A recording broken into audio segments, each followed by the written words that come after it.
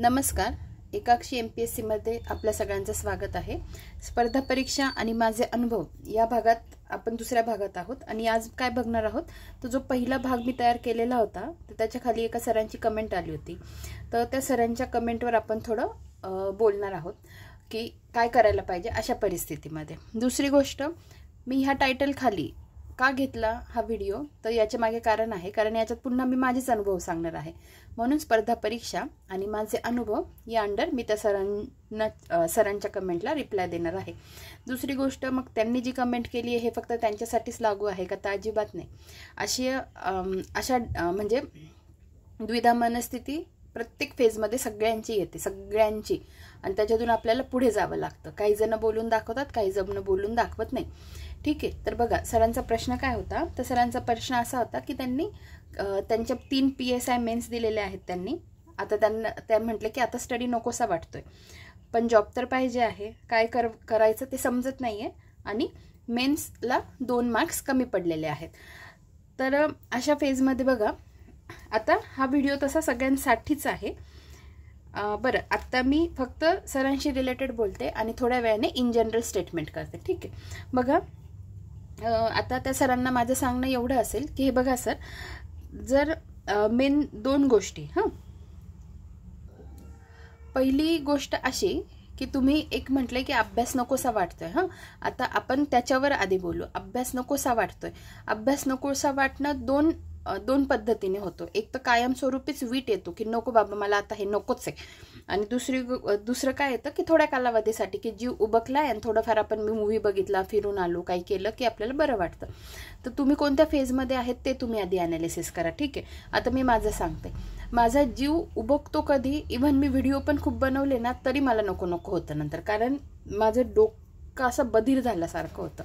किंवा मग मी स्वतः माझ्यासाठी जरी अभ्यास करत असेल तरी कधी कधी सगळ्याच गोष्टीवरची इच्छा जोडून जाते. कधी वाटतं की पिक्चर बघावा. तर मी माझंच उदाहरण देते की म्हणजे एक्झामला 3 दिवस होते. कोणती एक्झाम होती मला आठवत नाही. मला अभ्यास अक्षरशः नको झालेला, मला टेन्शन पण आलं होतं. मी सरळ भेडिया मूवी आहे वरुण धवनचा, तो बघायला स्टार्ट केलं आणि मनसोक्त मी सगळं बाजूला ठेवलं आणि मी अक्षरशः तो मूवी बघून घेतला. इतका फुल एन्जॉय केला आणि मला खरंच खूप हसू पण येत होतं. इवन माझी आई मला ओरडत होती, म्हणे 3 दिवसावर तुझा पेपर आला आणि तू काय करतेय. हे बघा, ज्याची त्याची परिस्थिती ज्याला त्याला माहिती असते, ज्याची त्याची मनस्थिती ज्याला त्याला माहिती असते. ठीक आहे. त्यात आपल्या आजूबाजूला जर कोणी आपले चांगले मनमिळावू मित्रमैत्रिणी असतील, बरं का, मित्रमैत्रिणी असं म्हणते मी, फक्त मित्र मैत्रीण असं नाही म्हणत आहे. मित्रमैत्रिणी जर असतील, मी काय म्हणते, निर्मळ मनाचे, जेलस ही भावना कोणामध्येही नसेल, निर्मळ मैत्री पाहिजे बरं का, जिथे आपल्याला योग्य मार्गदर्शन मिळू शकतं. फॉर एक्झाम्पल, सुसंगती सदा घडो.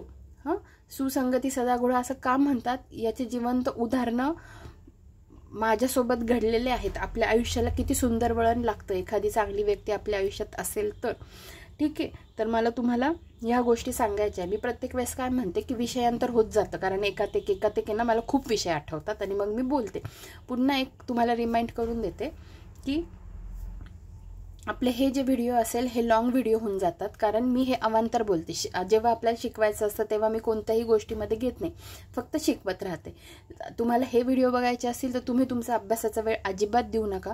तुम्ही रिलॅक्स असाल, तुम्ही काहीतरी काम करत असाल तेव्हा तुम्ही निवांत हे व्हिडिओ बघा, म्हणजे तुमचा स्पेशल वेळ जाणार नाही आणि तुम्हाला वेगळा एक्स्ट्रा माहिती मिळेल. झोपताना बघा, कार ड्रायव्हिंग करताना बघा, प्रवासात बघा, इस्त्री करताना बघा, स्वयंपाक करताना बघा, पोळ्या लाटताना बघा, काय वाटेल तेव्हा तुम्ही हे व्हिडिओ ऐका. ठीक आहे. तर दुसरी गोष्ट, मी आता याच्यात स्वतःला दाखवू शकत नाही कारण आमच्या सगळ्यांचे कॅमेऱ्याचे मेमरी फुल झालेले आहेत. ठीक आहे. कारण आम्ही गोव्याला गेलो होतो, मी तिथले व्हिडिओ पण टाकलेले आहेत, हे पण तुम्हाला माहिती आहे. तर त्यामुळे सेल्फी चालत नाही आहेत किंवा अजून काही इश्यूज आहेत, तर त्यामुळे मग मला या पद्धतीने व्हिडिओ रेकॉर्ड करावा लागतो. दुसरी गोष्ट की गोव्याचे सगळेच व्हिडिओ अजून माझे अपलोड झालेले नाही आहेत यूट्यूबला, तर अजूनही 3-4 दिवस काही व्हिडिओ येतील. तर तुम्ही असं म्हणू नका की मॅडम अजूनही गोव्याच्याच विश्वात आहे. ते विश्व थोड्या वेळासाठी असतं, आपण तिकडे जातो, आपण फॅमिलीसोबत असतो, एन्व्हायरमेंट वेगळं असतं, आपण त्या विश्वात असतो. जेव्हा आपण घरी येतो पुन्हा आपल्या विवंचना असतात, आपले रुटीन कार्यक्रम असतात. मलाही पुढच्या बॅचेस म्हणजे माझं आहे ऑफलाईनसाठी मला अभ्यास करायचा आहे, पुढच्या रणनीती असतात. तर पण हे व्हिडिओ अपलोड करून ठेवावे मलाही लागतात, कारण ते महत्त्वाचे पण आहेत. ठीक आहे, तर म्हणजे तुम्ही असं म्हणू नका की मॅडम अजूनही ते व्हिडिओज अपलोड करत आहेत. तर जिथल्या तिथे मी ते व्हिडिओ अपलोड केलेले आहेत, पण पुढेही मला ते व्हिडिओज अपलोड करावे लागतील आणि रेग्युलर आपला अभ्यास तर आता स्टार्ट होणारच आहे. तर हे बघा, मी काय म्हणत होते की मुख्य जी गोष्ट असते ना, तर अभ्यास नको वाटतो तर दोन गोष्टींमध्ये जर तुम्हाला थोड्या कालावधीसाठी असं वाटत असेल की हो आता अभ्यास नको होतोय, तर तुम्ही रिलॅक्स होऊन जा. थोड्या वेळासाठी खरंच आपल्याला रिलॅक्स होण्याची फार गरज असते, हे मी स्वतःवरूनच सांगते. रिलॅक्स झालं की पुन्हा माइंड फ्रेश झालं की तुम्ही पुन्हा अभ्यासाला लागू शकतात. आणि दुसरं, जर कायमस्वरूपी तुम्हाला जर उबक आला असेल त्या गोष्टीचं, तर तुम्हाला खरंच विचार करण्याची गरज आहे की मी काय करतो आहे किंवा मी काय करते आहे आणि ह्या गोष्टीमध्ये मला सर्व्हाइव्ह व्हायचं आहे की नाही. ते हे दोन मुद्दे झाले. आता ह्या गोष्टीचं ॲनालिसिस तुम्ही करायचं. दुसरी गोष्ट मी तुम्हाला अजून एक सांगते. तुम्ही म्हणताय 2 मार्काने तुमची मेन्स गेली. आता बघा, तुम्ही तरी ऑनलाईनचे स्टुडंट आहेत माझे. आता जेव्हा मी राज्यसेवा मुख्यला होते ना, तेव्हा खूप आमचे ग्रुप फॉर्म्स झाले, खूप साऱ्या विद्यार्थ्यांशी इंटरॅक्शन झालं, खूप चांगले मित्रमैत्रिणी जोडल्या गेलेत आणि खूप सारे, म्हणजे मी त्यांना माझे प्रॉब्लेम सांगणं, त्यांनी मला माझे प्रॉब्लेम सांगणं, माझ्याशी बोलणं की असं असं आहे, याच्यातून मला हे कळत गेलं की सगळ्यांचे प्रॉब्लेम सारखेच असतात. आता मी जसं तुम्ही 2 मार्कांचं सांगितलं, तसं माझ्या ओळखीचे जे काही चांगले चांगले स्टुडंट्स आहेत, माझे चांगले जे फ्रेंड्स झालेले आहेत, मी तुम्हाला सांगते माझ्या खूप साऱ्या फ्रेंड्सचे अर्धा मार्काने, म्हणजे माझे काही फ्रेंड्स खूप लहान आहेत माझ्यापेक्षा वयाने. तर म्हणजे एक 22 वर्षाचा मुलगा आहे. मी पण त्यांना सरच म्हणते, तेही मला मॅडमच म्हणतात. तर ते जे आहेत ते सर अक्षरशः त्यांची अर्धा मार्काने राज्यसेवा मुख्य परीक्षा गेली. आत्ता मुख्य नाही, सॉरी, प्री गेली. प्री गेली. आता तुम्ही सांगा, असं हे उदाहरण मी तुम्हाला का देते, हे उदाहरणं द्यायचं काम मी तुम्हाला का करते, कारण आजूबाजूला हे असे भेटणार आहे. अजून एक सर आहेत, त्यांची पण प्री गेली काही मार्कांनी, की आय थिंक दीड मार्कांनी त्यांची गेली. ते पण सेकंड आन्सर कीने त्यांचं कमी झालं, नाही तर ते बसत होते. बघा, म्हणजे तुम्ही एकटेच नाही आहात याच्यात. ठीक आहे, हे मला तुम्हाला एक सांगायचं होतं. अजून एक तुम्हाला उदाहरण देते की जेव्हा मी प्रिपरेशनच्या फर्स्ट फेजमध्ये होती, तर त्या फर्स्ट फेजमध्ये असताना आमच्यासोबत एक सर होते, त्यांनी राज्यसेवा दिलेल्या होत्या. ते प्रत्येक राज्यसेवा मुख्यला असायचे, प्रत्येक. अशा त्यांनी 5 राज्यसेवा मुख्य दिलेल्या आहे आय थिंक. जर 5 नसतील तर त्यांनी 3 तर हमखास दिलेले आहेत आणि ओपन कॅटेगरीमधून होते ते. तर अशा पद्धतीने त्यांनी एवढे दिले आणि त्याच्यानंतर ते आत्ता STI म्हणून कार्यरत आहे. म्हणजे जेव्हा माझ्या बहिणीचं सिलेक्शन झालं त्याच फेजमध्ये त्यांचंही झालं. आणि मी पुन्हा सांगते, मुख्य परीक्षेला मी सुद्धा होते, कळलं तुम्हाला. त्या फेजमध्येच त्यांचं सिलेक्शन झालेलं आहे आणि माझ्या बहिणीसोबतच ते सर आत्ता कार्यरत आहेत. ठीक आहे, हे मी तुम्हाला काही जिवंत उदाहरणं दिलेले आहेत. मग आता मी हे एवढं का सांगते, कारण जर तुम्ही 2 मार्कांच्या अंतरापर्यंत येऊन थांबलेले आहात ना, तर तुम्हाला आता हे ॲनालिसिस करायची गरज आहे की तुम्ही कमी कुठे पडतायत. जेवढ्यांशी मी बोलले ना, की म्हणजे मला वाईट वाटतं की खूप चांगले चांगले स्टुडंट्स राहून जात आहेत, माझे फ्रेंड्स राहून जात आहेत. तर मी त्यांना हेच सांगते की ते 2 मार्कांचा गॅप किंवा 1.5 मार्काचा गॅप तुमचा कसा भरून येता येईल त्याच्याकडे लक्ष द्या. एक तर आपल्याकडे ही गोष्ट असते की इतकी मोठी लीड घ्यायची ना, इतकी मोठी लीड घ्यायची की आपल्याला कितीही सेकंड आन्सर कीने कमी जास्त मार्क्स झाले ना, आपल्याला त्याचा फरक पडायलाच नाही पाहिजे.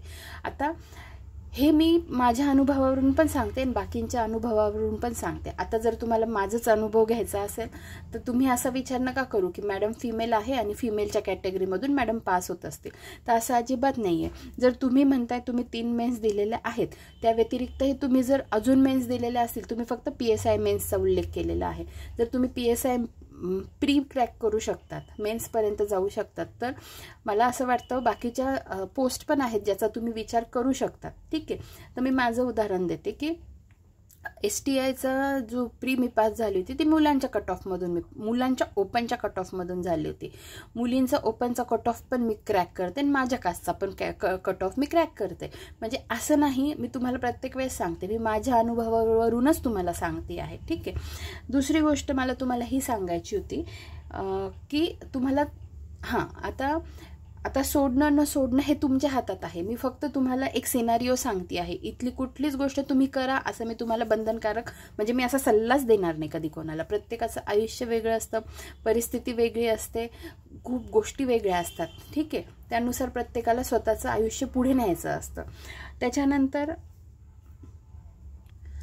बरं, मी जसं म्हणते की मी पण 7 ते 8 मेन्स मी दिलेले आहेत, ठीक आहे. म्हणजे इन्क्लुडिंग राज्यसेवा mains, combine group B mains, combine group C mains आणि सरळ सेवा या व्यतिरिक्त, ठीक आहे.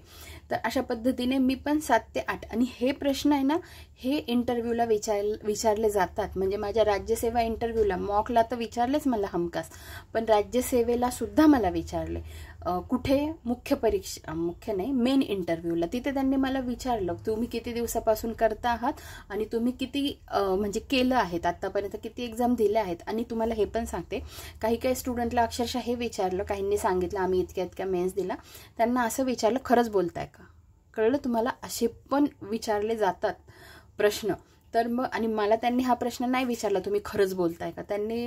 आणि मग ते म्हणे मग आता तुम्ही काय करताय? मग मी त्यांना सांगितलं. मग त्यांनी विचारलं की म्हणजे अच्छा तुमचं यूट्यूब चॅनल आहे, मग तुम्ही काय शिकवता, असं मला मेन इंटरव्ह्यूमध्ये विचारलं गेलेलं आहे, ठीक आहे. तर मला याच्यातून तुम्हाला सांगायचं इतकंच आहे. आता मतितार्थ समजून घ्या. जर तुमची 2 मार्कांनी राहती आहे ना मेन्स, तर तुम्ही हा विचार केला पाहिजे की तुम्ही जर 2 मार्कांनी राहतायत तर तुम्ही पुढे पण सरकू शकतात. म्हणजे तुमच्यात ते कॅलिबर आहे, ठीक आहे. मग तुम्ही कमी कुठे पडतायत हे प्रत्येकाला ॲनालिसिस करायची गरज असते.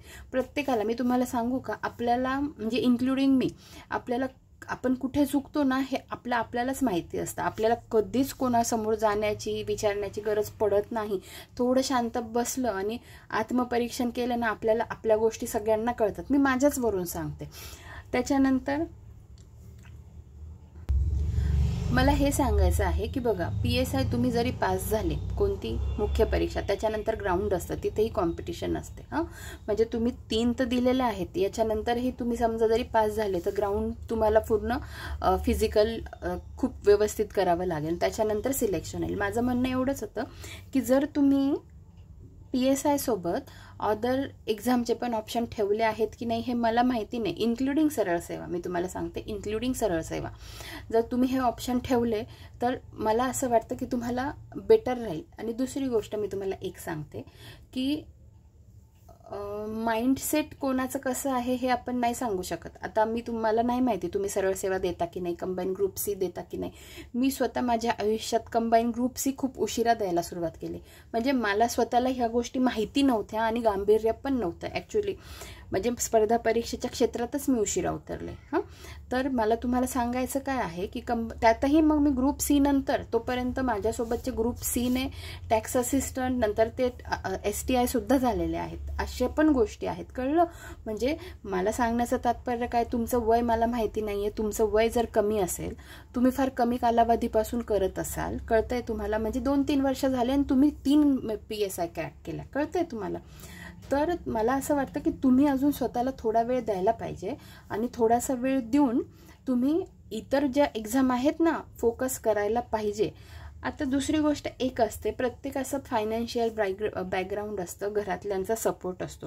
तर मग ह्या गोष्टी जर असतील, म्हणजे घरूनही तुम्हाला सपोर्ट असेल, फायनान्शियली कंडिशन ठीक असेल, चांगली असेल आणि वय पण तुमचं कमी असेल आणि अजून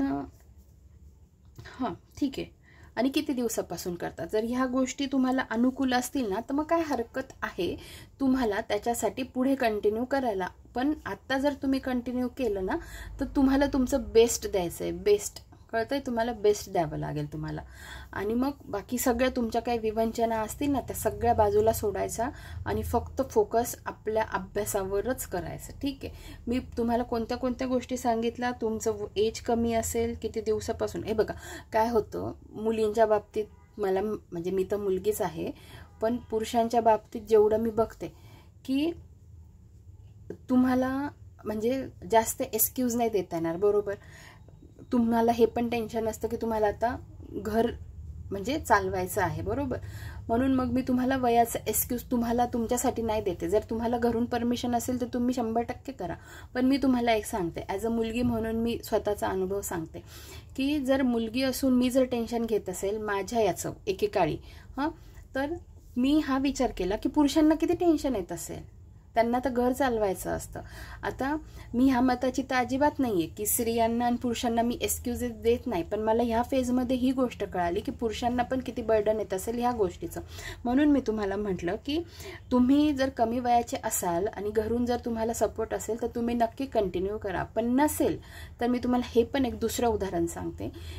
जर ही पण एक गोष्ट खूप महत्त्वाची असते, जर आपण फायनान्शियल स्टेबल असलो आणि फायनान्शियल स्टेबल असून म्हणजे कसं, मग तुम्ही जॉब पार्ट टाईम जॉब करा किंवा फुल टाईम जॉब करा, पण जॉब अशा पद्धतीने की तुम्हाला अभ्यासाला पण वेळ मिळतोय. काय होतं माहिती आहे का सर, की एका साईडला तुम्हाला इन्कम चालू राहतो, तुम्ही म्हणजे तुम्ही स्वतःचे स्वतंत्र असतात, तुम्हाला पैशावर कोणावर डिपेंड राहावं लागत नाही आणि एक आत्मिक समाधान असतं की अरे आपण पैसे कमवतो आहे. एक झालं ते. दुसरी पॉझिटिव्ह बाजू काय असते माहिती आहे का, की आपण ऑलरेडी मेन्स दिलेले आहेत, आपण ऑलरेडी खूप अभ्यास केलेला आहे, ठीक आहे. तर एवढा अभ्यास म्हणजे आपल्याला आता इतक्या अभ्यासाची गरज नसते. आता कितीतरी उदाहरणं सांगू मी. आत्ता मी राज्यसेवा मेन्सला होते ना, त्याच्यात आमच्यासोबत एक सर होते, ते ऑलरेडी STI म्हणून कार्यरत होते, ते मेन्सला होते आमच्यासोबत, मेन्स दिली, इंटरव्ह्यूला होते. त्याच्यानंतर मी तुम्हाला सांगते, माझ्या स्वतःच्या बहिणीसोबत एक सर आहेत, STI होते, ते आता तहसीलदार झाले आणि कधी सुट्ट्या नाही, कॉन्स्टंट अभ्यास केलेला आहे. ते प्रत्येक मेन्सला असतात, प्रत्येक मेन्सला ते नायब तहसीलदार म्हणून लागलेले आहेत. आणि हे झालं आणि त्याच्यातच ते मेन्स देत राहतात, त्यांचं जे शेड्यूल आहे ना त्याच्यातच ते सारखे सारखे देत राहतात. म्हणजे याच्याने 2 फायदे होतात की एक तर तुमच्या हातात पैसा राहतो, तुमचं मेंटल पीस राहतो. हे बघा, कष्ट तर कुठेही करायचे आहे. मी तुम्हाला 2 गोष्टी अजून सांगते. मी माझ्या स्वतःच्या सख्ख्या मामांच्या मुलाचं उदाहरण देते, ज्याने, माझी बहीण STI झाली, मी पण या क्षेत्रात पडली, त्याने पण पाहिलं, त्याने स्टार्ट केलं, आत्ता त्याने सध्या सोडलेलं आहे, पण मी तुम्हाला त्याचा एक्सपिरियन्स सांगते. त्याला स्वतःची फॅमिली आहे, बहिणी आहेत, आईवडील आहेत, त्याच्यानंतर बहिणी आहेत, आईवडील आहेत, बायको, एक मुलगा, एक मुलगी आहे, अशी त्याची पूर्ण फॅमिली आहे. त्याच्यावर जबाबदाऱ्यांचं ओझं आहे आणि त्याची ड्युटी तर तो राहतो त्या ठिकाणी नाही आहे, त्याला जाऊन येऊन करावं लागतं.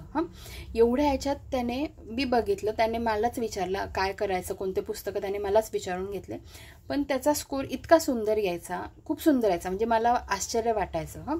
म्हणजे जर तो पण करू शकतो, मी तर तुम्हाला मुलांचेच उदाहरणं देते, मी अजून मुलींचे उदाहरणं दिलेलेच नाही आहे तुम्हाला, मी मुलांचेच उदाहरणं याच्यासाठी देते. हे मी उदाहरणं देते कशासाठी, कारण बाकीचे पण जे लोक ऐकतायत ना, त्यांना हे कळावं की ह्या पद्धतीने पण आपण पुढे पुढे जाऊ शकतो. इव्हन मी काही जणांना तर सांगते की म्हणजे माझं बोलणं होतं ॲक्च्युली बऱ्याच जणांशी ह्या बाबतीत की आता पुढे काय करावं, मला तर काही सुचत नाही आहे. तर मग ह्या पद्धतीने मी याच्याही पलीकडे जाऊन बोलते. आता मी तुम्हाला उदाहरणं मुलांचेच देते. आत्ता त्याने सध्या सोडलं, पण त्याचा स्कोर खूप सुंदर यायचा. म्हणजे एकदा तर तो 4 मार्कांनी राहिला होता. बघा, अभ्यास कुठेच काहीच नाही त्याला वेळच नाही मिळायचा. मग याच्यात मला सांगण्याचं तात्पर्य काय, काहींचं तुमचा तो ऑलरेडी अभ्यास बराच झालेला आहे, जे मेन्स देतात, नंतर तुम्ही जास्तीत जास्त काही काळ परीक्षा आली की थोड्या दिवस सुट्टी घेऊन तुम्ही अभ्यासाला देऊ शकता, ठीक आहे. मी तुम्हाला एक मुलींशी कंपॅरिझन करून सांगते. जसं मी तर तुम्हाला सांगितलं की जर कोणाला वाटत असेल की मुलींचा कट ऑफ वेगळा लागतो असं तसं, तर मी तुम्हाला माझे पण उदाहरणं दिलेले आहेत. मी सगळ्या टाईपच्या कट ऑफच्या प्री आणि मेन्स पास होऊन माझं झालेलं आहे, ठीक आहे. याच्यानंतर मला मुलींचं द्यायचं. आता मला सांगा, मॅरिड मुली असतात, त्याच्यानंतर मुलींचे प्रॉब्लेम्स अजून वेगवेगळे असतात, मंथली प्रॉब्लेम्स असतात. त्याच्यात काहींना अजिबातही त्रास होत नाही, पण काहींना खूप त्रास होतो. आपण म्हणतो प्री मेन्स्ट्रुअल सिम्पटम्स असतात काहींचे, किंवा सिंड्रोम असतो, म्हणजे त्यांना पिरियड्स येण्याच्या काही दिवस आधी, 15 दिवस आधीच त्रास व्हायला सुरुवात होते. याच्यात खूप स्थित्यंतरं असतात. मी तुम्हाला इतकं इन डिटेल का बोलती आहे, कारण ह्या फेजमधून मुली पुढे जातात आणि त्याच्यातूनही पोस्ट काढलेल्या मुली मी डोळ्यांनी प्रत्यक्ष पाहिलेल्या आहेत. म्हणजे एका सरांनी मला त्यांचा प्रॉब्लेम सांगितला होता जेव्हा आम्ही मेन्सला होतो, आमची राज्यसेवेची मेन्स नव्हती, तेव्हा मी त्यांना हा मेसेज केला होता व्यवस्थित, आणि त्यांना तो खूप चांगला वाटलेला पण होता की म्हणजे एवढे म्हणजे खूप कामं असतात, घरातही. मला असं म्हणत नाही की तुम्हाला कामं नसतात, पण कंपॅरेटिव्हली जर तुम्हाला अभ्यासावर सोडलेलं असेल ना, तर मला असं वाटतं पुरुषांनी तुम्ही जॉब करून ही गोष्ट करू शकतात, कारण आत्ता तुमचा काही कालावधी पुढे ढकलला गेलेला आहे अभ्यासाचा, कारण मेन्स दिलेली आहे म्हणजे खूप मोठी गोष्ट आहे. आणि त्याच्यानंतर मी तुम्हाला काय सांगितलं की तुम्ही ग्राउंड केल्यानंतरही तुम्हाला पोस्ट भेटते की नाही हे आपल्याला निश्चित नसतं. माझं म्हणणं काय होतं की तुम्ही का नाही दुसऱ्या पोस्टचा पण विचार करत, कोणत्या ASO STI निबंधक ग्रुप Cच्या आहे, तुम्ही टायपिंग केलं आहे की नाही हे पण मला माहिती नाही आहे, पण ह्या अशा पोस्ट आहेत किंवा राज्यसेवेचा. तर मग मला हे तुम्हाला 2 गोष्टी तुम्हाला सांगायच्या होत्या. आणि एक ऑप्शन हा पण दिला, तुम्ही जॉब करूनही, मग एक तर जॉब तुम्ही तुमच्या फील्डमध्ये ज्याच्यातून तुम्ही ग्रॅज्युएशन केलेलं आहे त्याच्यातून करू शकता, किंवा तुम्ही इतर कोणता जॉब तुम्हाला आवडत असेल तुम्ही तिथे करू शकता. ठीक आहे, आता आपले हे झालं. आता सोडू कोण शकतं. आता मी हा मुद्दा बोलले की नाही मला आठवत नाही आहे, पण मी पुन्हा बोलते की एखादं प्रिपरेशन करायला लागलं आहे आणि त्याची प्रीस निघत नाही आहे, 2 वर्ष झाले, 3 वर्ष झाले, 4 वर्ष झाले, 5 वर्ष झाले, अशा व्यक्तीने थांबायला काही हरकत नाही आहे. कळलं का? कारण आपल्याला ह्या गोष्टी कळून जातात की आपल्याला आता पुढे होणार आहे की नाही, थांबण्यात पण पॉईंट नाही. हां, पण जर तुम्ही प्रत्येक वेळेस मेन्सला असतात, प्रत्येक वेळेस तुम्ही मेन्स देता, इंटरव्ह्यूला असतात, हां, आणि त्याच्यानंतर काही वर्ष घालवल्यानंतर मग तुम्ही विचार करता थांबूया, ठीक आहे, पण तुम्ही जर प्री निघत नाही आहे तर मग तुम्ही थांबायचा विचार करू शकतात, कारण प्री निघत नाही आहे तिथे आपल्याला कळून जातं. जसं मी थांबण्याचा उद्देश कसा होता, हे बघा, मी तुम्हाला प्रत्येक वेळेस काय सांगते, माझंच उदाहरण मी याच्यासाठी देते कारण मी ह्या फेजमधून गेलेली आहे. जसं मी स्टार्ट केलं, मी क्लास लावला होता इनिशियल स्टेजला. क्लास लावल्यानंतर आमच्या क्लासचं वैशिष्ट्य हे होतं की त्यांनी सांगितलं होतं की तुम्ही जोपर्यंत पास होत नाही ना तोपर्यंत तुम्ही लेक्चर करू शकता. त्या गोष्टीचा बेनिफिट मी असा करून घेतला की हे बघा कसं असतं, घरात आहे ना कामं खूप असतात, म्हणजे मला आता काही कामांचा पाढा वाचून दाखवायचा नाही आहे, पण घरी जो अभ्यास होत नाही ना तो क्लासमध्ये सारखं लेक्चर करून माझा अभ्यास होऊन जायचा. म्हणजे बघा, मी सांगते काय की मी फक्त लेक्चर करायची आणि लेक्चर ऐकून जेवढं माझं पाठ व्हायचं त्याच्यावर मी पेपरला जाऊन बसलेली आहे, आणि तेव्हा मी पहिली प्री पास झालेली. कळलं? तर पहिली प्री मी मुलींच्या ओपनच्या कट ऑफमधून पास झालेली, STI मी मुलांच्या ओपनच्या कट ऑफमधून पास झालेली आहे. तर मला सांगायचं काय होतं की मग माझं याच्यात थांबण्याचा उद्देश का, म्हणजे मी माझं ॲनालिसिस केलं ना की जिथे खूप तासनतास बसून अभ्यास केला जातोय तिथे माझ्या बाबतीत तसं होत नाही आहे. म्हणून मग मी जर अजून स्वतःवर फोकस केला, अजून अभ्यास केला तर कदाचित मला पोस्ट मिळेल, हा विचार करून मी थांबले. ठीक आहे. दुसरी गोष्ट, बाकी समजा जर इच्छाच नसेल ना तेव्हा आपल्याला आपलं मन ग्वाही देतं की नाही मला आता टिकायचंच नाही आहे, माझ्याकडून होतच नाही आहे, तेव्हा कधी पण एक्झिट मारलेली बेटर राहते. कारण मग तेव्हा आपल्याला हे कळतं आपण जर करणारच नाही आहे तर मग इथे काही दिवस वाया घालवण्यात काहीच पॉईंट नसतो. त्यामुळे आता मी तुम्हाला खूप सारे ऑप्शन्स दिलेले आहेत, खूप सारे मार्ग सांगितलेले आहेत की तुम्ही काय करू शकतात, आणि त्याच्यातून तुम्ही मग आता हे बघा, जर तुम्हाला फक्त अभ्यासावर ठेवलेलं असेल आणि जर फक्त तुम्हाला तुमचा खर्च निघत असेल, मग तुम्ही तुमचा खर्च काढतायत, तुम्ही तिथे एक गोष्ट रिलॅक्स होऊन जातात. पुन्हा लग्न झालेले न झालेले अशी पण कॅटेगरी होते. आता हेही माहिती नाही तुम्ही मॅरिड आहात का अनमॅरिड आहात त्यानुसार. तर बघा आता मग ह्यानुसार ह्या गोष्टी बदलतात. तर जर तुम्ही, मला असं वाटतं जर अभ्यास आपला बऱ्यापैकी झालेला असतो, जर तुम्हाला जॉबही करून 2 पैसे हातात मिळतात आपल्या, तर आपण नक्कीच बाकीचा वेळ अभ्यास करून पोस्ट काढायला काही हरकत नाही असं मला वाटतं. बाकी मग तुम्ही सगळ्या गोष्टींचं ॲनालिसिस करा आणि तुम्ही छानपैकी निर्णय घेऊ शकतात. आणि बाकी नसेलच करायचं तर आपण नेहमी प्लॅन B ठरवूनच आलेलो असतो. आणि सगळ्यात शेवटची गोष्ट, स्पर्धा परीक्षा हेच आपलं आयुष्य कोणीही बनवायचं नसतं. म्हणजे स्पर्धा परीक्षेत यश मिळवलेले खूप भारी असतात, खूप हुशार असतात, आणि मग आपल्याला मिळालं नाही म्हणून आपण काही नाही असं अजिबातही नाही आहे. मी तुम्हाला एक गोष्ट अगदी प्रामाणिकपणे सांगते, माझ्या दृष्टीने कोणत्याही त्या खुर्चीला किंवा त्या पदाचं महत्त्व आहे ना की त्या व्यक्तीचं महत्त्व आहे. ठीक आहे, त्या खुर्चीला ती व्यक्ती न्याय देते का?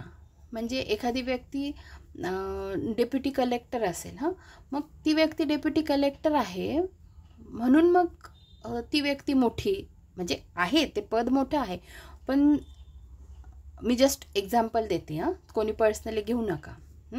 तर पण ते एखाद्या व्यक्तीचे विचार चांगले नाही आहेत, आचार चांगले नाही आहेत आणि बोलणं चांगलं नाही आहे, तर काय फक्त ती व्यक्ती त्या पदावर आहे म्हणून तिला सॅल्यूट करायचा का?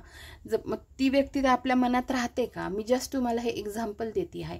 तर त्यामुळे नेहमी आहे ना, मला याच्यातून सांगायचं काय की मला कधी कोणत्या गोष्टीचं हे वाटत नाही, खंतही वाटत नाही की आपल्याला ही पोस्ट मिळाली नाही, ती पोस्ट मिळाली नाही, आणि समजा भविष्यात मिळाली तरी मी इतके अपयश पण पाहिलेले आहेत की मला त्या गोष्टीचं काही वाटत नाही. म्हणजे मी खरंच एकदम न्यूट्रल झालेली आहे. मला खूप काही चांगलं झालं ना, खूप आनंद पण होत नाही, आणि खूप काही वाईट घडलं ना तर खूप दुःख पण होत नाही. म्हणजे मी आता तेवढ्यापुरतं असतं, पण न्यूट्रल होणं हे मला MPSCने शिकवलं आहे.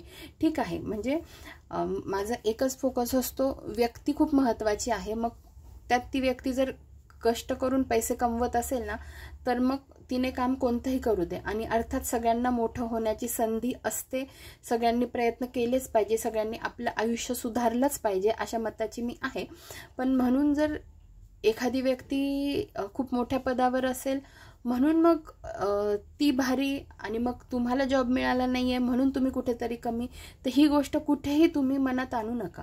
मला तुम्हाला एक सांगायचं आहे की बघा, स्पर्धा परीक्षा करणारे कोणते म्हणते मी, ज्यांनी खरंच मनापासून केलेलं आहे, खरंच मनापासून करतात ते, त्या लोकांविषयी बोलते. ज्यांनी खरंच टाइमपास करतात त्यांच्याविषयी मी बोलत नाही आहे. तर ते लोक खरंच कुठे ना कुठे चमकतात. मी तुम्हाला एक उदाहरण देते. हां, हर्षवर्धन नवाथे माहिती आहे, KBC कौन बनेगा करोडपती मधला पहिला विनर. हां, ते IAS साठी प्रिपरेशन करत होते आणि त्यांच्या ज्ञानाचा उपयोग त्यांना इथे झालेला आहे, बरोबर. त्याच्यानंतर त्यांनी सोडूनच दिलं. तर मी तुम्हाला हे, आणि मराठी व्यक्ती होते ते, तर मला तुम्हाला हे सांगायचं होतं. त्याच्यानंतर माझं स्वतःचं उदाहरण घ्या. KBCच्या खूप, मी शेवटच्या 2 म्हणजे शेवटची एक त्यांचा FFF म्हणजे फास्टेस्ट फिंगर्स फर्स्टचा कॉल मला आलेला नाही. बाकी मी कितीतरी त्यांच्या 5 ते 6 लेवल मी स्वतः पार केलेल्या आहेत. ठीक आहे, तर मग अशा गोष्टी तुम्ही लक्षात ठेवा. अजून खूप साऱ्या गोष्टी माझ्याच विषयी आहे सांगण्यासारख्या, की आपण अभ्यासात सातत्य ठेवलं, MPSC केलं आणि त्याच्यातूनही जर यश मिळत नसेल म्हणून आपण कुठेतरी कमी असू, कोणाला जर वाईट वाटत असेल तर तुम्ही ह्या गोष्टी बाजूला ठेवा. मला हे तुम्हालाच नाही सांगायचं, मला ह्या सगळ्या लोकांना सांगायचं आहे की ज्यांना खूप प्रयत्न करून जॉब तर मिळाला आहे, पण ते हे सांगतात की आम्हाला कमी वेळात जॉब मिळाला आहे. कळलं का? तुम्ही खरी परिस्थिती मांडा ना. मी तुम्हाला एक अजून सांगते, जर कोणाला खूप कमी वेळात लगेचही जॉब मिळत असेल ना, तर त्यांना MPSC काय आहे, UPSC काय आहे हे खूप आधीपासून माहिती असतं. ठीक आहे, म्हणजे त्यांचे काही वर्ष त्याच्यात ऑलरेडी गेलेले असतात आणि त्यांचं प्री प्लॅन ऑलरेडी झालेलं असतं. आता माझ्यासारखी मुलगी जी खूप उशिरा ह्या क्षेत्रात आलेली आहे ना, तर त्यांना हे समजायलाच वेळ जातो. ठीक आहे, म्हणजे एक बॅकग्राऊंडवाले पण असतात की ज्यांना करिअरच त्याच्यात करायचं असतं, त्यांनी ते करिअर करूनच त्यांनी ग्रॅज्युएशनचं पण त्याच्यात त्या उद्देशानेच केलेलं असतं. अशी एक आहे संख्या. त्यामुळे कोणी जर फर्स्ट अटेम्प्टमध्ये होत असेल आणि त्यामुळे तुम्ही जर तुमचं खच्चीकरण होत असेल तर ह्या गोष्टी तुम्ही मनातून काढून टाका. मी तुम्हाला अजूनही एक सांगते, खूप सारे शिक्षक लोक असतात, बरोबर.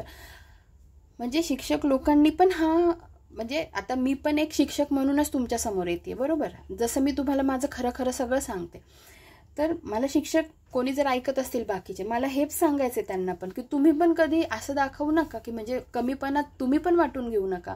तुम्ही तुमचा एक फेस दिलेला आहे, तुम्ही एक सब्जेक्ट घेऊन शिकवतायत, बरोबर, आणि त्या सब्जेक्टमध्ये तुम्ही माहीर होऊन तुम्ही पुढे आलेले आहात, तुम्ही फेमस होत आहात.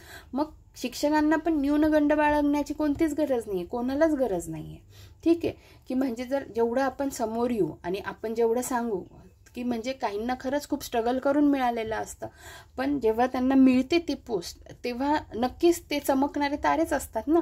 त्यामुळे कोणी 5 वर्ष झाले सिलेक्ट होत नाहीये, पण एकदा एक घाव बसला की माणूस पास होतच ना. तर मला तुम्हाला हे सांगायचं आहे, कमीपणा कोणत्याही गोष्टीत तुम्ही लोक बाळगू नका.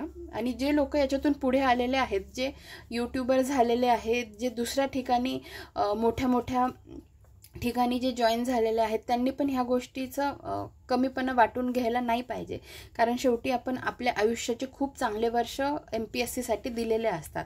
ठीक आहे, मग ती आपली जबाबदारी असते की ह्या गोष्टीला आता म्हणजे कशा पद्धतीने न्याय द्यायचा आणि आपण जे आयुष्य जगलो आहे त्याच्यातून पण निगेटिव्हिटी पुढे गेली नाही पाहिजे आणि योग्य मार्गदर्शन सगळ्यांना मिळालं पाहिजे. तर असा माझा व्ह्यू आहे. तर अशा पद्धतीने मी आज थोडं फास्टमध्ये तुम्हाला सगळे विषय कव्हर करण्याचा प्रयत्न केला आहे. तर अशा पद्धतीने आजचा व्हिडिओ आपला इथे समाप्त होतो. पण अजून एक मला गोष्ट सांगायची होती की जे मागच्या व्हिडिओमध्ये मी तुम्हाला सांगितलं की मी 3 परीक्षा एका वेळेस कशा टॅकल केल्या, तर मला तुम्हाला हे याच्यात काय सांगायचं होतं की मी 3 परीक्षा केल्या टॅकल आणि मग त्या कोणत्या राज्यसेवा मुख्य केली, तलाठी भरती आली होती, ग्रुप सी ची मुख्य परीक्षा होती. या 3 परीक्षा मी एका ॲट अ टाइम कशा टॅकल केल्या आणि मी त्याच्यात पासही कशी झाले. म्हणजे राज्यसेवा माझी मुख्य निघाली, ग्रुप सी मुख्य निघाली आणि तलाठीला मी वेटिंगला आले. हे जे मी तुम्हाला सांगितलं, याच्यात मी तुम्हाला काय सांगितलं होतं की तुम्ही बरं मी काय सांगत होते, मला थोड्यामध्ये डिस्टर्बन्स आला. तर मी काय सांगत होते की मी त्या एक्झाम त्या दिल्या. तर हां, ग्रुप सीचं मी तुम्हाला सांगितलं की मी ते जस्ट एक्सपेरिमेंट करायचं होतं. मी ती एक्झाम एन्जॉय केली आणि मी रिलॅक्स राहिली आणि ती पण मी कशी टॅकल केली अभ्यास झालेला नसताना, हे मी तुम्हाला सांगितलं. याच्यात थोडं मला ॲडिशन करायचं आहे. मला असं सांगायचं होतं की ज्यांनी ऐकला नसेल तुम्ही तो व्हिडिओ ऐकू शकता. त्याच्यात मी थोडक्यात काय सांगितलं की मी रिलॅक्समध्ये ती एक्झाम टॅकल केली. पण याच्यात काही गोष्टी अजून ॲड करा की मी जरी रिलॅक्स होते पण माझा सिरियसनेस जसा बाकीच्या एक्झामला होता तसा 100% त्या एक्झामलाही माझा सिरियसनेस होता. मी शांत होते पण माझ्या डोक्यात बाकीच्या रणनीती चालू होत्या की आपल्याला किती वेळात किती प्रश्न सोडवायचे आहेत. एखादा प्रश्न येतच नसेल तर त्याला सर्कल करायचा का चौकोन करायचा, म्हणजे त्याच्याकडे पुन्हा फिरकायचं नाही. समजा एखाद्या प्रश्नाचा चान्स घ्यायचा असेल तर त्याला सर्कल करायचा, म्हणजे त्याच्याकडे यायचं. त्याच्यानंतर समजा काहींचं 1 किंवा 2 ऑप्शनमध्ये कन्फ्युजन असेल, मग त्याला टिक करायचं की नाही. तर मग अशा गोष्टी, पुन्हा आपली झोप नीट झालेली पाहिजे, माइंड फ्रेश पाहिजे, अशा गोष्टींवर मी फोकस केला होता, भले माझा अभ्यास झालेला का नसेना. ठीक आहे, तर मला तुम्हाला हे सांगायचं होतं. म्हणजे जरी मी ती एक्झामला तो एक्सपेरिमेंट केला आणि मग तो एक्सपेरिमेंट जो मी नॉर्मल एक्झामला करू शकत नव्हते तो एक्सपेरिमेंट आता तो माझा फायनल झाला. मी प्रत्येक एक्झामला तेच करायला लागले. ठीक आहे, तर मग अशा पद्धतीने मी ती एक्झाम पास पण झाले. मला स्किल टेस्टचा पण अनुभव आला त्यामुळे. तर मला ह्या काही गोष्टी ॲडिशन करून तुम्हाला सांगायच्या होत्या. तर मला असं वाटतं आपले सगळे पॉईंट कव्हर झाले असावेत. तर थोडंफार राहिलं असेल तर तुम्ही समजून घ्या. थोडं इकडं तिकडं होऊ शकतं, मी नोट्स काढूनच बोलत असते तशी. पण सर याच्यातली कोणतीही गोष्ट तुम्ही फॉलो करावी असं मी कुठेही सांगितलेलं नाही आहे. आता याच्यातून तुम्ही बघा तुम्ही कोणत्या कॅटेगरीमध्ये बसता आणि कशा पद्धतीने तुम्हाला मार्गक्रमण करायचं आहे. कारण खूप गोष्टी व्हॅरी होतात प्रत्येकानुसार. कोणाचंच आयुष्य सारखं नसतं. जस्ट आपण हे फक्त अनुभव मी तुम्हाला दुसऱ्यांचे सांगू शकते आणि मग त्याच्यातून आपण आपल्याला काय करायचं आहे हा निर्णय घेऊ शकतो. आणि आपण घेतलेला निर्णय आपल्यासाठी सोयीस्कर असतो दुसऱ्यांनी काही सांगण्यापेक्षा. मी फक्त तुम्हाला सिनारिओ सांगितला, कशा परिस्थिती असतात, त्याच्यातून आता तुम्ही योग्य तो निर्णय घ्या. आणि तुम्हाला तुमच्या आयुष्यासाठी खूप खूप शुभेच्छा. आणि सगळ्यांनाच विद्यार्थ्यांना सांगते की आयुष्यात कधीच खचून जाऊ नका, कधीच कोणता टोकाचा निर्णय आयुष्यात नैराश्य आले म्हणून घेऊ नका. बघा नैराश्य आलं ना, म्हणजे मी तुम्हाला एक सांगते, आपण काय करतो आयुष्यात, आपल्याला नैराश्य आलं ना आपण असा विचार करतो की आपल्याला कोणीतरी सपोर्ट करणारं पाहिजे. पण नसेल कोणी फिजिकली तुम्हाला सपोर्ट करणारं. फिजिकली म्हणजे भौतिकरित्या दिसणारं, तुम्हाला तुमच्याशी बोलणारं, असा त्याचा अर्थ होतो. पण हे बघा, समजा तुम्हाला नसेल कोणी, तर आपण हे विसरतो की त्याच्यापेक्षा पण कोणीतरी आपला हात धरणारा असतो जो अदृश्य असतो. तर अदृश्य असतो तो, पण आपण त्याला विसरलेलो असतो. तर नेहमी कितीही काहीही झालं ना, त्याचा हात नका सोडू, त्या परमेश्वराचा. त्याचा हात कधी पण आपल्याकडे आलेला असतो, आपण त्याचा हात धरायचा विसरतो. तर त्याला नेहमी हात द्या. तो नेहमी तत्पर असतो. तुम्ही एक हाक द्या, तो नेहमी तयार असतो. पण एक अट आहे, नुसतं त्याला दुःखातच नका, सुखात पण लक्षात ठेवा. कळतंय तुम्हाला? मग त्याच्याशी अटॅच कसं व्हायचं, त्याच्याशी अटॅचमेंट कशी वाढवायची? तर मी पुन्हा सांगते, इथे जात, धर्म, पंथ काहीही येत नाही. इथे एकच जात आहे. आपण जेव्हा बोलतोय ही मनुष्य जात आहे. ठीक आहे. इथे जर आपण देव म्हणतोय तर इथे अल्लाह पण येतो, आपले येशू ख्रिस्त पण येतात, सगळे येतात गॉडमध्ये. आणि आपल्या सगळ्यांचा एकच देव आहे, जो आहे युनिवर्स, ब्रह्मांड.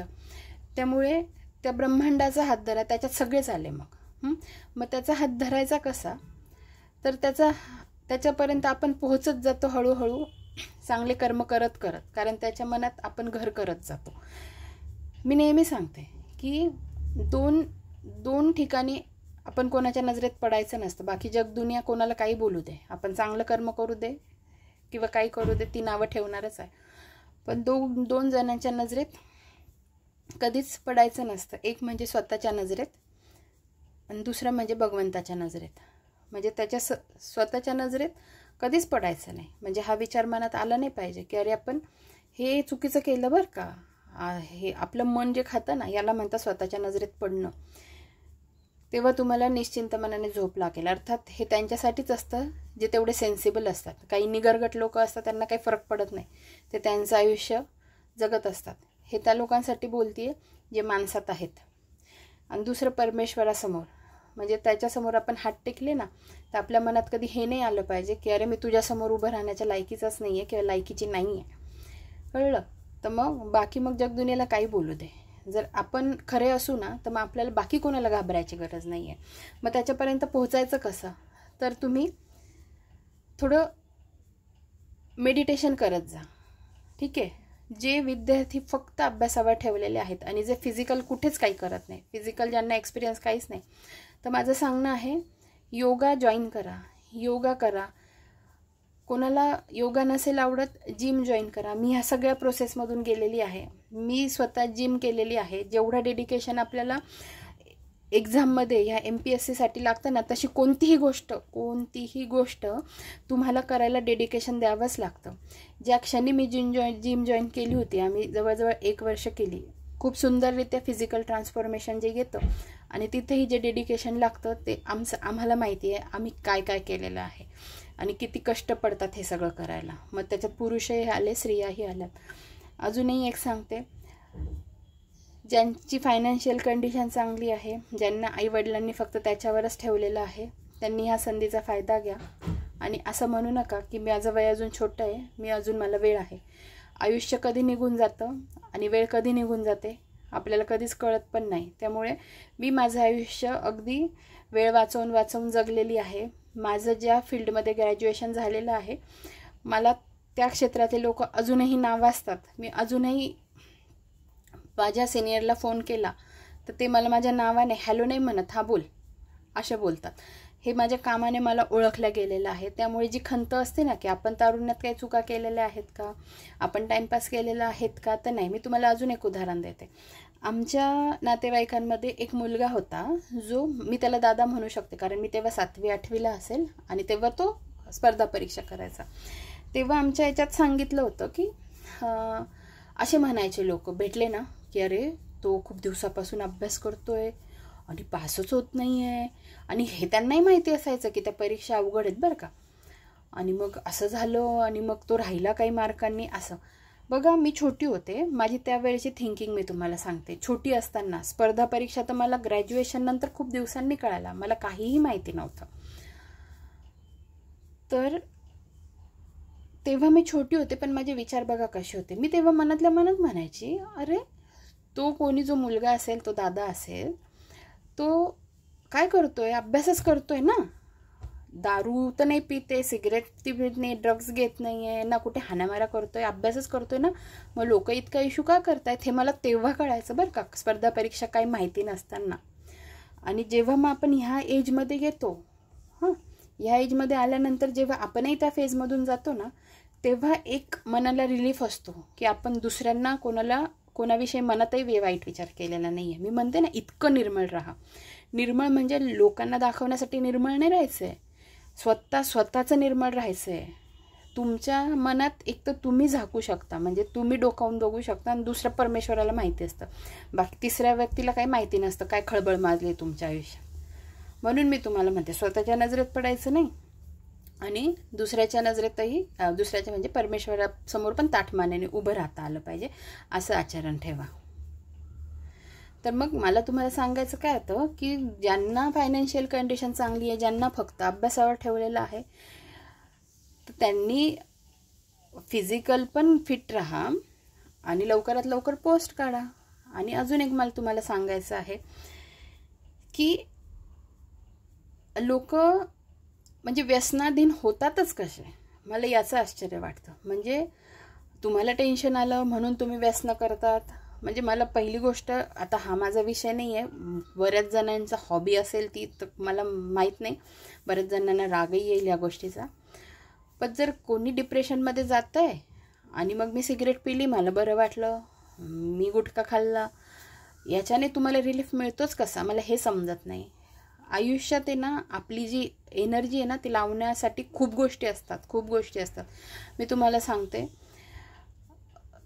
तुम्हाला खरंच एवढं डिप्रेशन येत असेल ना, तर तुमची एनर्जी तुम्ही दुसरीकडे लावा. फॉर एक्झाम्पल, कराटे शिका, जिम करा, योगा करा, सूर्यनमस्कार घाला, क्लासेस लावा, आणि बघा मग तुमचं ट्रान्सफॉर्मेशन कसं होतं, तुमचं देहबोली कशी बदलते, तुमच्यात कॉन्फिडन्स कसा येतो, आणि तुम्ही कसे एक म्हणजे अशा सोन्यासारखे असे तळपत तुम्ही कसे बाहेर येता. पण त्याच्यासाठी तुम्हाला झगडावं तर लागेल, तुम्हाला तुमचं बेस्ट द्यावं तर लागेल.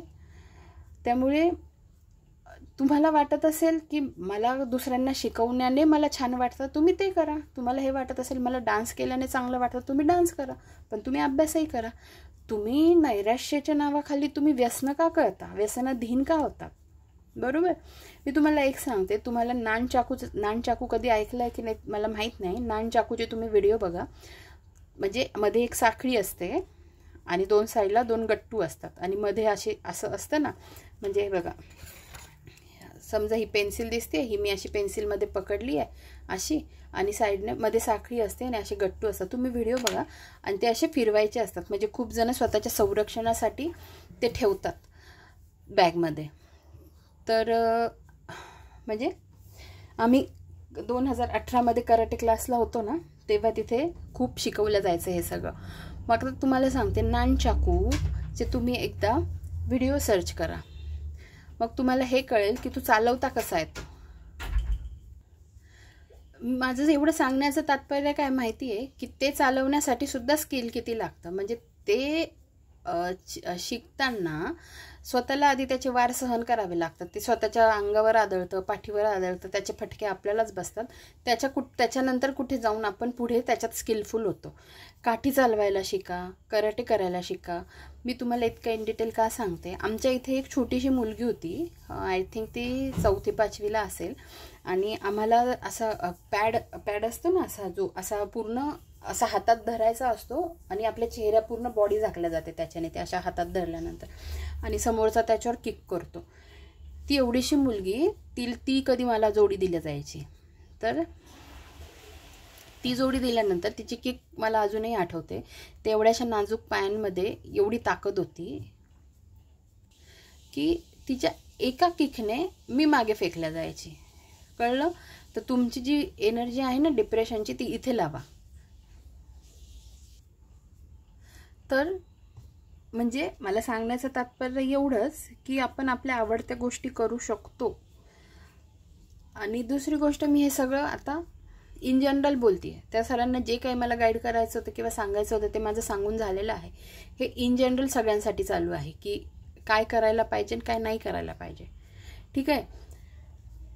म्हणजे जस्ट मी तुम्हाला जसं सांगितलं की हळूहळू मी सगळ्या गोष्टी सांगत जाईल. त्याच्यासाठीच मी हे स्पेशल सिरीज स्टार्ट केली की ज्याच्यात स्पर्धा परीक्षा आणि माझे अनुभव किंवा माझ्या आयुष्यात काय काय झालेलं आहे किंवा काय काय आहे या सगळ्या गोष्टी तुम्हाला हळूहळू उलगडा होत जाईल. ठीक आहे. तर अशा पद्धतीने आजचा व्हिडिओ आपला इथेच समाप्त होतो. पुन्हा जाताना सांगते, हे व्हिडिओ मी अवांतर बोलण्यासाठी केलेले आहेत. तर तुम्ही निवांत कधीही ऐका. स्वतःचा स्पेशल वेळ देऊ नका. वाटल्यास झोपताना ऐका, गाडीत ऐका, ड्रायव्हिंग करताना ऐका, कधीही ऐका. पण ऐका, आपण लवकरच भेटूया आता आपल्या रेग्युलर सिरीजमध्ये. धन्यवाद.